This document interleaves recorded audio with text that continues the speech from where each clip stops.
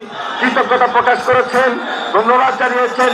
পাশাপাশি আজকে তিনি যে গুরুত্বপূর্ণ দিক নির্দেশনামূলক বক্তব্য রেখেছেন, সেই জন্য আমরা জাতীয়তাবাদী দলের পক্ষ থেকে আমাদের হাজার হাজার লক্ষ লক্ষ যে মানুষ এখানে উপস্থিত হয়েছেন ওনাকে এবং সকল উৎসুক সাধারণ মানুষকে আমি আন্তরিকভাবে মোবারকবাদ জানাই, ধন্যবাদ জানাই এবং তারেক রহমানের প্রতিও আমরা গভীর কৃতজ্ঞতা প্রকাশ করছি।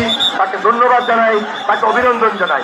এই মুহূর্তে আমি অনুরোধ করব যে উনি যে পরে যাচ্ছেন, অনেকগুলো গাড়ি রয়েছে, আপনাদের যাতায়াতের হয়তো অসুবিধা হবে ঠিকই, কিন্তু আগে ওনার গাড়িটা ওনার ভরটা যেন সুন্দরভাবে যেতে পারে, কারণ তিনি এই মুহূর্তে এবারকার হসপিটালে যাবেন, সেখানে আকস্মিক দেখছিলেন তিনি বেগম খালেদা জিয়া